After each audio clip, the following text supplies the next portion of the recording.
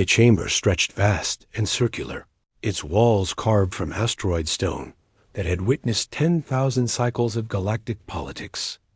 Representatives from 47 species sat in their designated sections, their forms ranging from crystalline beings that hummed with bioluminescence to massive creatures, whose breathing alone created wind currents in the recycled atmosphere.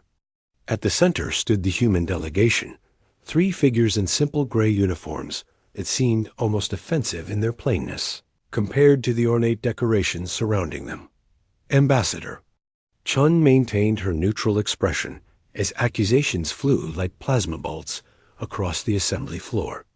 The Valorian delegate, a towering reptilian whose scales reflected the chamber's amber lighting, slammed one clawed appendage against his podium. Humanity has expanded into 14 systems in just 50 rotations. They consume resources at rates that would take other species centuries to match. Their breeding habits are completely uncontrolled. They refuse to submit to proper galactic governance protocols. Murmurs of agreement rippled through the chamber. Chun's 2 companions, military liaison Commander Torres and science advisor Dr. Yuki Tanaka, remained statue still behind her. They had rehearsed this moment, knowing it would come eventually. The galaxy had tolerated humanity's presence for barely 3 generations since first contact, and that tolerance had worn paper thin. The Hive Collective's representative spoke next, its 1,000 voices harmonizing into one eerie chorus. We have monitored their communications. They share information freely among themselves, refusing to acknowledge intellectual property rights established by galactic law. They have no queen, no proper hierarchy. Each individual human believes themselves capable of independent thought and action. This is chaos. This is democracy, Chun said quietly, her voice nonetheless carrying to every corner of the massive space. And yes, we do believe in individual worth. The ethereal council's observer, a being of pure energy contained within a diplomatic shell, pulsed with indignation. You have been in space for barely 200 of your years, yet you presume to lecture civilizations that have spanned galaxies for millennia. Your arrogance knows no bounds. Chun allowed herself a small smile. We presumed nothing. We simply existed. If our existence threatens you, perhaps you should examine why that is. The chamber erupted. Delegates shouted in languages that translation matrices struggled to process. The Valorian delegates' scales flushed deep crimson with rage. Even the typically serene Aquarians rippled with agitation in their containment tanks. High Chancellor Zorvak, the ancient being who presided over the council from his elevated platform, raised one withered appendage for silence. His species had ruled the galactic center for longer than most civilizations had existed, and his words still carried weight that transcended mere politics. Humanity, his voice creaked like starship hulls under stress, you have been extended every courtesy. We have offered you restricted membership. We have provided you with navigation charts, trade agreements, and protection under galactic law. Yet you continue to expand, to question, to disrupt established order. The council has reached a decision. Chun's heartbeat remained steady, though she knew what was coming. Intelligence reports had predicted this exact scenario with 73% probability. The files sat encrypted in her neural implant, waiting for the trigger phrase that would activate humanity's response protocols. The Galactic Council hereby declares humanity a threat to organized space. Economic sanctions will begin immediately. Human ships will be barred from established trade lanes. Human colonies will receive no protection under galactic treaties. And if compliance is not achieved within one standard cycle, military action will be authorized to contain your species to your home system. The proclamation hung in the air like a death sentence.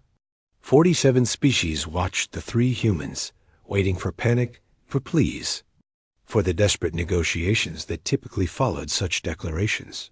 Commander Torres stepped forward, her boots clicking against the polished floor. "Chancellor, with respect, you have made a grave miscalculation. You dare threaten this council?" The Valorian delegate's voice carried genuine shock. "No threat," Torres replied calmly. "Simply an observation. You see humanity as 3 delegates in gray uniforms. You see a species that has been in space for 2 centuries, that occupies 14 systems, that numbers perhaps 40 billion souls across scattered colonies." She paused, letting the numbers settle in minds that dealt in trillions and eons. "But you have not truly looked at us. You have not studied what we are, only what we appear to be. You have made your decision based on statistics and established patterns. You believe you understand the threat we represent." Dr. Tanaka activated a holographic display, unauthorized, but no delegate moved to stop it. Images filled the chamber's center. Humans working in vacuum without full suits, their bodies already adapting. Colonists on high-gravity worlds. Children playing in conditions that would crush most species. Mining operations on planets with toxic atmospheres. Humanity thriving in environments classified as uninhabitable. "You see chaos in our democracy." Tanaka's voice carried an edge of something that might have been pity. "We see strength in diversity.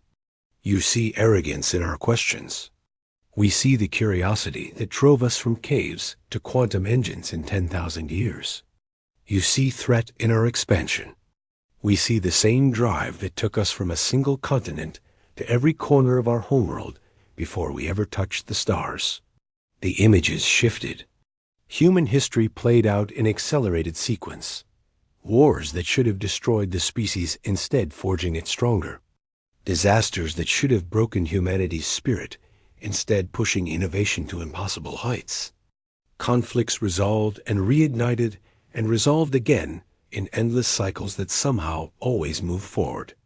"We are not like you," Chun said softly, reclaiming the floor.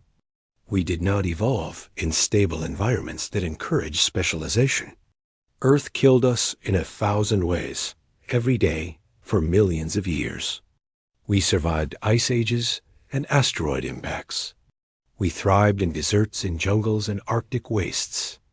We learned to eat almost anything, breathe almost any air, survive almost any condition. Not because we were strong, but because we were desperate and stubborn and too foolish to accept extinction." High Chancellor Zorvik leaned forward, his ancient eyes narrowing. "You speak of your past. We speak of the galaxy's future. What is your point, human?" Chun's smile widened, though her eyes remained cold as the void between stars.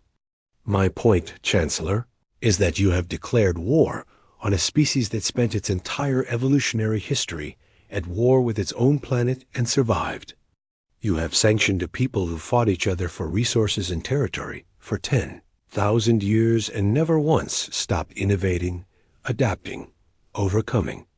You have threatened a civilization that looks at impossible odds and sees only challenges to be conquered." She took a breath, and in that moment, 47 species felt something they had not experienced in their long, comfortable domination of organized space, genuine uncertainty. "Now you will learn," Chun whispered. Her words transmitted to every delegate, every recording device, every news feed broadcasting this session across the galaxy. "You will learn what humanity truly is. Not the curious newcomers asking awkward questions. Not the expanding colony builders stretching your patience. You will learn what we become when threatened. What we are capable of when you mistake our cooperation for weakness. Our diplomacy for fear." The human delegation turned and walked toward the exit, their footsteps echoing in the sudden silence. "We will not see you at the next council session," Chun called back. "We will be far too busy preparing to show you exactly why Earth's greatest mistake was ever stopping its evolution through adversity. You wanted war, Chancellor. Now you will learn what that truly means." The doors sealed behind them with a finality that felt like the closing of an age. The war room, buried 3 kilometers beneath Luna's surface, held no decorations, no symbols of national pride, no flags or emblems from Earth's fractious past. Functionality defined every surface, every screen, every workstation where military strategists and civilian analysts worked in coordinated silence. Admiral Sarah Okonkwo stood at the central holographic display, watching red markers spread across a 3-dimensional map of known space like drops of blood in water. 16 hours since the declaration, her chief of staff reported. Galactic Coalition forces have established blockades around 7 of our outer colonies. No shots fired yet, but they are preventing resupply ships from approaching. Okonkwo nodded, her dark eyes tracking the movements with practiced assessment. Around her, the command staff represented every continent, every major population center, every ethnic background that humanity had ever produced. The old divisions that once tore Earth apart had become irrelevant the moment humanity faced a galaxy that saw them all as one thing: outsiders. What about the civilian populations on those worlds? Already implementing Protocol Defiance, Captain Morrison answered from the Resource Management Station. Stockpiles were built for exactly this scenario.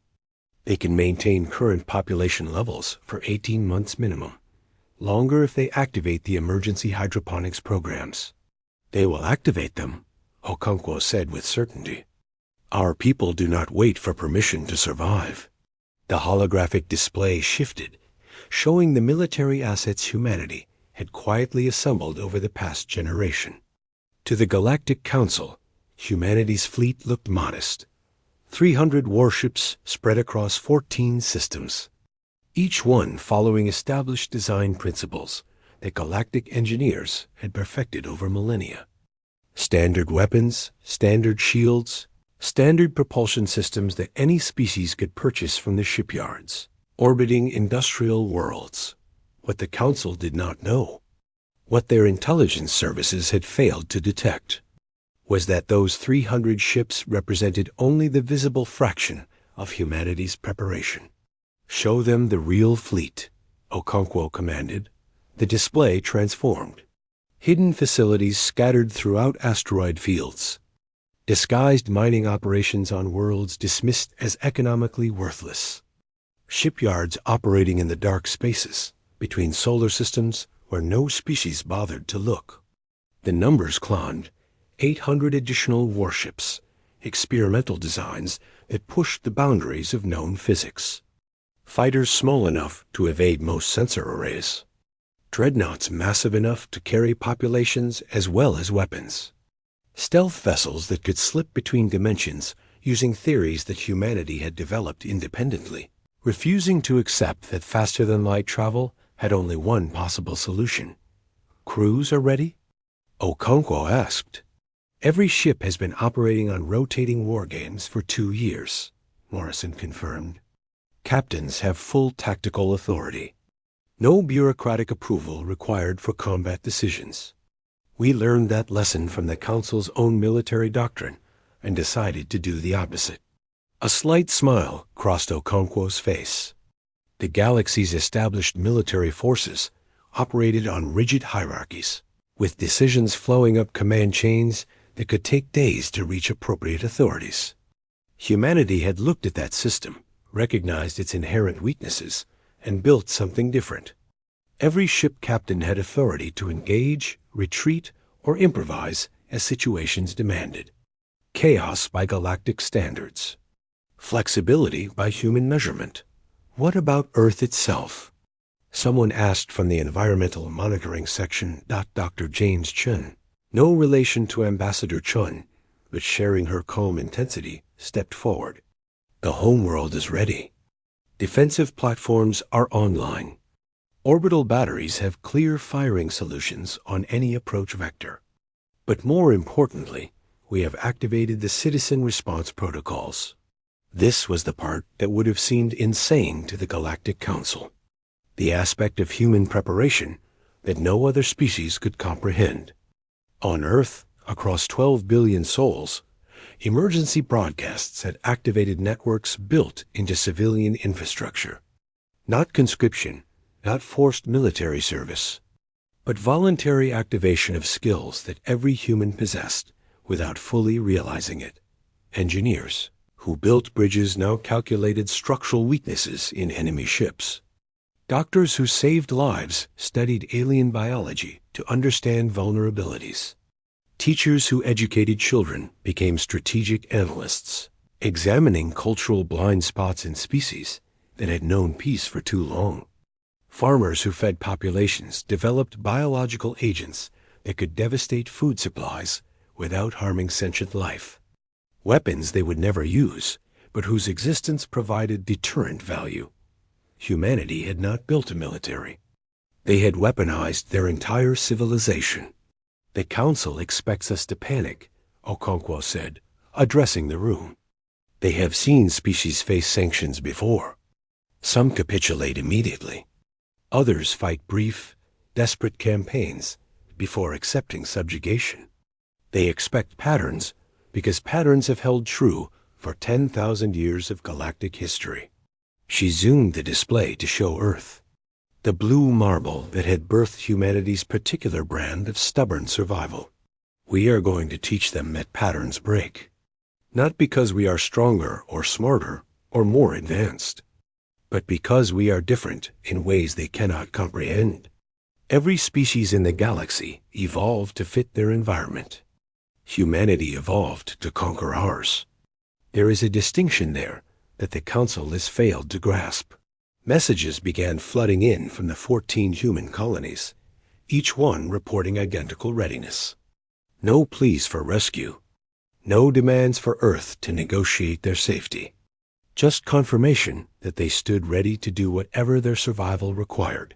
On New Harmony, colonists had reprogrammed their entire atmospheric processing network into a weapon that could render the planet's air toxic to any invading species while remaining breathable to humans, whose bodies could adapt to a wider chemical range. On Prosperity Station, miners had rigged their entire asteroid field to become a kinetic bombardment system, turning their home into a massive siege weapon. On each world, humanity had looked at the resources available and asked not, how do we survive here, but how do we turn this place into something that cannot be taken? Admiral, the communications officer, called out, "We are receiving a transmission from Ambassador Chun. She is requesting a direct line."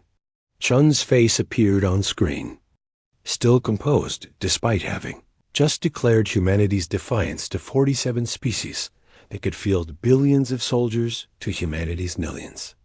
Behind her, Torres and Tanaka worked at portable terminals, already coordinating diplomatic channels that would bypass the official council networks. Admiral Okonkwo, "I trust preparations are proceeding smoothly?" "Like clockwork, Ambassador. We are ready to begin Phase 2 on your signal." "Excellent. Because I have just received word that the Valorian Empire is mobilizing its 5th and 7th fleets. Intelligence suggests they intend to make an example of New Harmony, show the rest of humanity what resistance costs." Okonkwo felt the room tense, but she kept her expression neutral. New Harmony held 2 million civilians, including a significant population of children born on that world who had never seen Earth. The Valorians commanded the galaxy's most powerful conventional military. Their ships designed for planetary assault. Their soldiers bred for conquest. They chose poorly, Okonkwo said simply. New Harmony's orbital defenses are commanded by Colonel Amara Okafor. She held the siege of Nairobi for 6 months during the African Consolidation Wars, using only civilian militias and improvised weapons. The Valorians are about to discover that professional soldiers trained in conquered peace are not prepared for humans, who learned warfare from each other. I will inform the colonists. That relief is not coming, Chun said. That they stand alone. They already know, Ambassador. Every human colony knows. We planned for this. We hoped it would not come to war, but we planned as if it were inevitable. Because that is what humans do. We prepare for the worst while working toward the best, and we never, ever assume that mercy will substitute for strength. The transmission ended, and Okonkwo turned back to her command staff. Young faces and old, experienced veterans of Earth's final wars, and newcomers who had trained their entire lives for a conflict they hoped would never come. All of them ready? All of them understanding what the galaxy was about to learn. Send the activation codes, Okonkwo commanded. Every asset, every contingency, every plan we have built for the past 3 generations. Humanity is going to war, and we are going to fight it the only way we know how. What way is that, Admiral? A young officer asked. Okonkwo's smile was sharp enough to cut starlight. Like we are already losing and have nothing left to lose. Like survival is not a right, but a prize we must tear from the universe's unwilling hands. Like we have done since the first human looked at a hostile world and decided to live anyway. The orders went out across encrypted channels that no galactic intelligence service had cracked, using quantum encryption methods that humanity had developed because they refused to trust anyone else's security. Across 14 systems, millions of humans received their activation codes and began implementing plans that would have seemed like madness to any species that had forgotten what true desperation could create. The Council had declared war. Now they would learn what that meant. Commander Zarak of the Valorian Fifth Fleet watched his tactical display with satisfaction as 3,000 warships dropped out of faster-than-light travel at the edge of the new Harmony system. His scales gleamed under the command deck's lighting, each one a mark of battles won, campaigns completed, species brought under proper galactic order. In his 200 cycles of service, he had never faced defeat. Planetary defenses detected, his sensor operator reported. Standard human configuration. Approximately 200 orbital platforms, 40 armed satellites, minimal fighter screen. They are not even attempting to hide their positions. Zarak's inner eyelids flickered with amusement. Humans, such predictable creatures. Following doctrine they had learned from galactic military manuals, without understanding the deeper strategies that made such defenses effective. They had built exactly what the manuals recommended, placed their weapons in precisely calculated positions, and now waited with the patience of prey that did not yet understand it was already dead. Open a channel to the planet. Offer them one opportunity to surrender. The communication officer complied, and within moments, a human face appeared on screen. Female, Zarak noted, with skin the color of deep earth and eyes that showed no fear. She wore a military uniform with minimal decoration, her hair pulled back in a style that suggested function over aesthetics. I am Colonel Amara Okafor, commanding officer of New Harmony's defense forces. State your business in our space. Your space? Zarak allowed himself a rumbling laugh. This system was granted to humanity under provisional settlement agreements that your species has now violated. The Galactic Council has revoked those agreements. You will surrender all military assets and submit to occupation authority. Any resistance will be met with overwhelming force. Okafor's expression did not change. Commander Zarak of the Valorian Fifth Fleet, your reputation precedes you.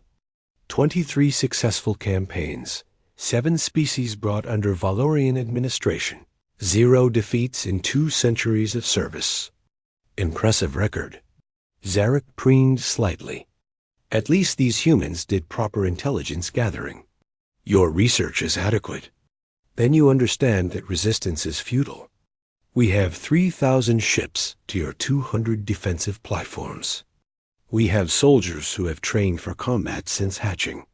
We have weapons that can sterilize your planet from orbit if necessary. Surrender now, and your civilians will be relocated peacefully. Resist, and you condemn them to suffering that serves no purpose. I appreciate the offer, Okafor said calmly. "But I am afraid we must decline. You see, Commander, you have made several critical errors in your assessment." Zarek's amusement faded. "Errors? Explain yourself before I order bombardment." "First error. You assume our defenses are what you can see. Second error. You assume we will fight the kind of war you understand. Third error, and this is the important one. You assume that humans value the same things as species that have lived in galactic peace for millennia. We do not." She leaned forward, her eyes locking with his through the communication channel. "We value survival. We value spite. And we value teaching lessons to arrogant conquerors who have forgotten what true warfare means. So here is my counteroffer, Commander Zarek. Leave our system now, and you will survive to add this day to your long list of experiences. Stay, and New Harmony will become the grave of your perfect record." Zarek roared with rage and slammed one massive claw against the communication panel, severing the connection. Around him, his command staff bristled with similar outrage. No prey species had ever spoken to a Valorian commander with such disrespect, such confidence in the face of overwhelming force. "All ships, battle formation Alpha. Target those orbital platforms. I want this pathetic defense network destroyed within the hour. Prepare ground assault teams. We will make an example of this colony that the rest of humanity will remember for generations." 3,000 warships moved into attack postures, their weapons charging, their shields projecting fields that could withstand sustained bombardment from anything the humans could deploy. Standard doctrine, proven through millennia of successful campaigns. The first salvo from the Valorian fleet lit up the darkness like a newborn sun. Energy weapons and kinetic projectiles crossing the vast distance between the fleet and New Harmony's orbital defenses. 200 platforms stood in their path, each one exactly where sensors indicated, each one broadcasting targeting data that Valorian computers had already calculated and countered. Every single shot missed Dot, not by small margins. The platforms simply were not where they appeared to be. Holographic projections winked out as Valorian weapons struck empty space. And Zarek stared at his tactical display in confusion that rapidly transformed into alarm. "Sensor ghost protocol," his science officer gasped. They projected false positions while hiding their true locations. But our sensors should have detected the power signatures, the mass displacement, the gravitational anomalies. How did they hide so many platforms? The answer came in the form of weapons fire from directions the Valorian fleet had not even considered defending. New Harmony's real defensive platforms had been positioned throughout the system's asteroid belt. Using natural rock formations as cover, their energy signatures masked by the background radiation of the young star system. Not where doctrine said they should be, but where they would be most effective. Valorian shields absorbed the initial barrage, but barely. Human weapons hit with unexpected force, using frequencies and power levels that exceeded what their technology should have been capable of producing. Ships rocked under impact, damage reports flooding, Zarek's command deck from vessels that should have been impervious to anything humanity could field. Return fire. Adjust targeting parameters. Find those platforms and eliminate them. But the platforms were moving now, shifting positions using low-power thrusters that made tracking difficult, each one repositioning the firing angles that forced the Valorian fleet to divide its defensive focus. And as the fleet tried to adapt, tried to apply standard counter-tactics to this unexpected situation, the real attack began from the asteroid belt, from hiding places in the debris field that orbited New Harmony's outer gas giant. From locations that sensors had dismissed as empty space, human ships emerged. Not the 300 vessels that galactic intelligence had counted, but thousands of smaller craft that moved with the agility of predatory fish hunting much larger prey. These were not standard warship designs. They were improvised, built for mining equipment and civilian transports, fitted with weapons that violated every principle of efficient engineering. They should have been useless in military combat. Instead, they were deadly precisely because they did not follow rules that Valorian defensive systems had been programmed to counter. Mining barge equipped with industrial cutting. Lasers sliced through the shields of a Valorian destroyer.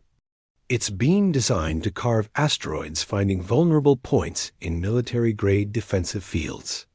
A transport ship filled with refined metals rammed a cruiser at a significant fraction of light speed, its mass and velocity creating kinetic impact that no shield could fully dissipate. Fighter craft built from salvaged parts swarmed capital ships like insects, each one piloted by humans who had trained in flight simulators that deliberately made combat scenarios harder than reality, preparing them for impossible situations. They are everywhere. The tactical officer's voice carried genuine panic, something Zarek had never heard from a Valorian soldier. Ships appearing from stealth, civilian vessels retrofitted with military systems, coordinated attacks from multiple vectors. Our point defense systems cannot track them all. Zarek watched his perfect formation disintegrate into chaos. Ships collided as they tried to avoid attacks from unexpected angles. Weapons fire from his own fleet struck friendly vessels as target acquisition systems struggled to distinguish between the swarm of human craft. The careful calculations that should have guaranteed victory became meaningless against an enemy that refused to fight in calculable ways. Pull back to defensive perimeter. Reform the fleet. We need time to analyze their tactics and develop proper countermeasures. But Colonel Okafor had not finished teaching their lesson. As the Valorian fleet tried to retreat into coherent formation, New Harmony itself joined the battle. The entire planet's industrial infrastructure had been converted into one massive weapons platform. Factories designed to produce consumer goods now manufactured ammunition. Power plants designed to provide electricity now channeled that energy into orbital cannons that had been disguised as civilian communications arrays. The very atmosphere processing stations that kept the colony's air breathable now projected electromagnetic pulses that scrambled Valorian navigation systems. Zarek had conquered 23 species. He had reduced populations to submission through overwhelming force and superior strategy. He had never, not once in 200 cycles of service, encountered an enemy that fought with such complete disregard for conventional military wisdom. Commander, we have lost 147 ships. Multiple vessels reporting critical damage. The humans are using suicide tactics, ramming attacks, coordinated strikes that sacrifice their own units to maximize damage to ours. Fall back. Full retreat. Get us out of this system. As the Valorian Fifth Fleet limb. The Galactic Council chamber felt different now, 3 months after the sanctions had been declared. High Chancellor Zorvik noticed it in the way delegates positioned themselves, the subtle shifts in political alliances, the careful language that had replaced the confident declarations of humanity's imminent defeat. News from New Harmony had spread like radiation through jump space, carrying with it implications that no amount of official censorship could contain that the Valorian Empire, whose military prowess had been undisputed for millennia, had lost nearly 2,000 ships to a human colony of 2 million civilians. Commander Zarek had survived, but his testimony before the Council Military Subcommittee had been damning in its honesty. The humans had not defeated them through superior technology or numerical advantage. They had won through pure, calculated viciousness that treated warfare as a problem to solve rather than a ritual to perform. Other reports followed, each one more disturbing than the last. The Hive Collective had attempted to blockade the human mining colony on Titan's Reach, only to discover that the miners had weaponized their entire operation. Asteroids that should have contained valuable minerals instead became kinetic bombardment platforms. Launched at precise trajectories, that forced the Hive fleet to choose between maintaining the blockade or avoiding annihilation. They had chosen survival and retreated with losses. The ethereal Council's attempt at economic warfare had backfired spectacularly when human traders simply ignored the sanctions and began operating through intermediary species who discovered that humanity's willingness to trade in information, in cultural exchanges, in technological insights freely given was worth more than maintaining loyalty to edicts from distant authorities. Within weeks, black markets throughout Council space were flooded with human goods, human entertainment, human ideas that spread like infectious diseases through populations that had been starved for genuine novelty by millennia of cultural stagnation. Zorvak studied the assembled delegates and saw something he had not witnessed in his long tenure as High Chancellor: fear. Not the immediate terror of physical threat, but the deeper existential dread of recognizing that everything they had believed about galactic order might be fundamentally wrong. Ambassador Chun stood once again at the center of the chamber, flanked by Commander Torres and Dr. Tanaka. But this time, she had not been summoned. She had requested this audience, and no delegate had dared refuse. Esteemed council members, Chun began, her voice carrying the same calm certainty that had preceded the war. 3 months ago, you declared humanity a threat to organized space. You imposed sanctions, threatened military action, and confidently predicted our submission or destruction. I stand before you today to report on the outcome of those decisions. She activated a holographic display without requesting permission, and no one moved to stop her. Images filled the chamber, human colonies thriving despite blockades, new settlements being established on worlds the Council had deemed too hostile for colonization, trade networks expanding through unofficial channels that bypassed Council authority entirely. New Harmony remains independent. Titan's Reach operates at 110% of pre-sanctioned production. Our shipyards, no longer bound by Council regulations, are producing vessels at rates that exceed our initial projections. Our population continues to grow, both through natural increase and immigration from species who have discovered that human space offers opportunities unavailable under Council governance. A Valorian delegate, not Sarek, but one of his superior officers, spoke with barely controlled rage. You celebrate your resistance as if you have won some great victory. You have merely delayed the inevitable. The Council commands resources beyond your comprehension. We can field fleets that would blacken your skies, armies that would overwhelm any defense you could mount. You are correct, Chun acknowledged, and surprise rippled through the chamber. The Council absolutely possesses the raw military strength to crush humanity through sheer, overwhelming force. You could sterilize our worlds, eliminate our species, erase us from the galaxy entirely. She paused, letting that admission settle. But you will not, because you have finally begun to understand what humanity truly represents. We are not simply another species seeking membership in your ancient organization. We are a reminder of something the galaxy has forgotten during its long, comfortable peace. We are evolution's answer to the question of what happens when survival is never guaranteed, when comfort is never assumed, when existence itself must be fought for every single day. Dr. Tanaka stepped forward, adding her analysis to Chun's speech. Our scientists have studied every species in Council space. Do you know what we discovered? Almost all of you evolved on worlds with stable climates, abundant resources, and relatively few existential threats. You developed intelligence to solve social problems, to build cooperation, to create the magnificent civilizations we see today. You are the galaxy's success stories, proof that rational thought and peaceful cooperation can create wonders. Humanity evolved differently, Tanaka continued. Earth tried to kill us.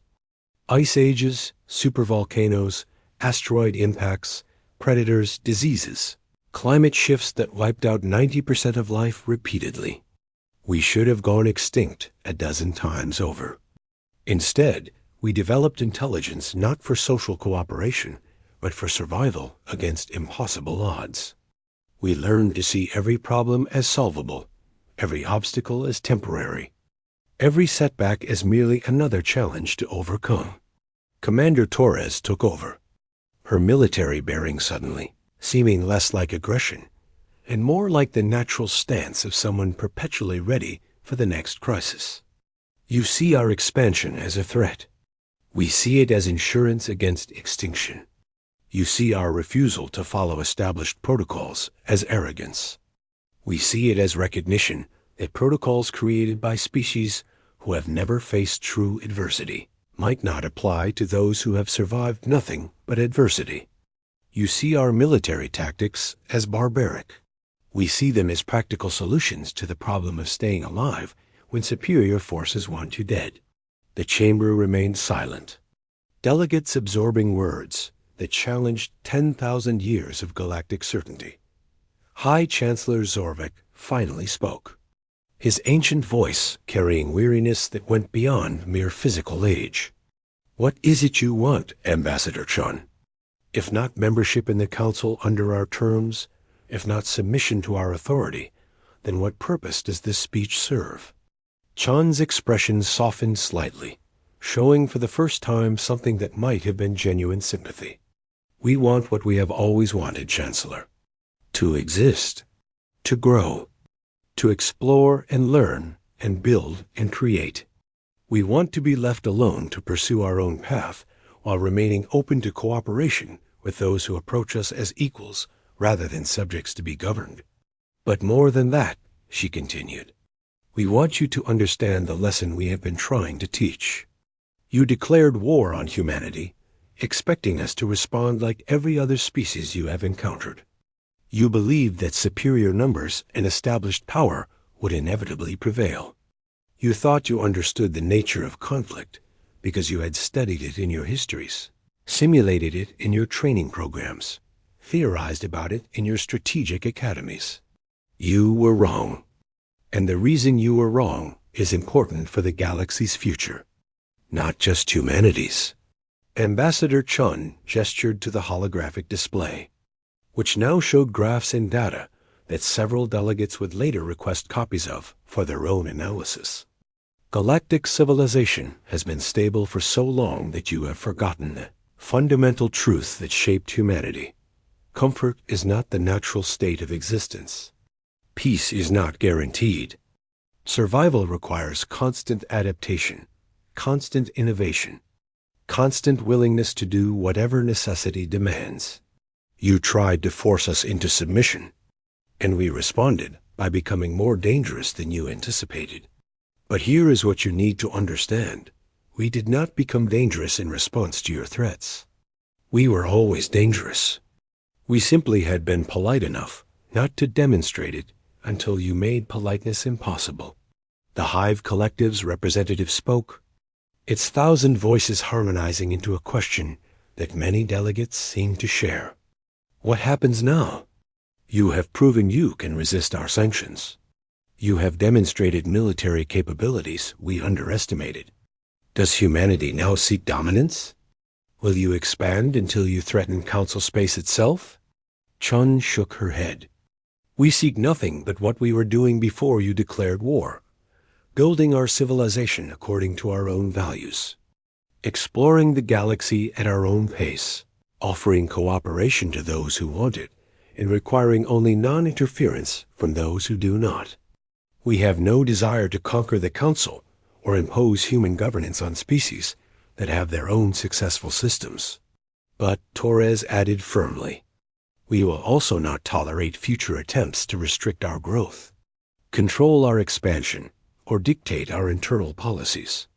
Any species or coalition that threatens humanity will face the same response that the Valorian Fifth Fleet encountered at New Harmony. We will defend ourselves using every method, every tactic, every sacrifice necessary to ensure our survival. and we will not apologize for being effective at it. Dr. Tanaka brought up new data showing projected models of human expansion over the next century. We estimate that, within 50 the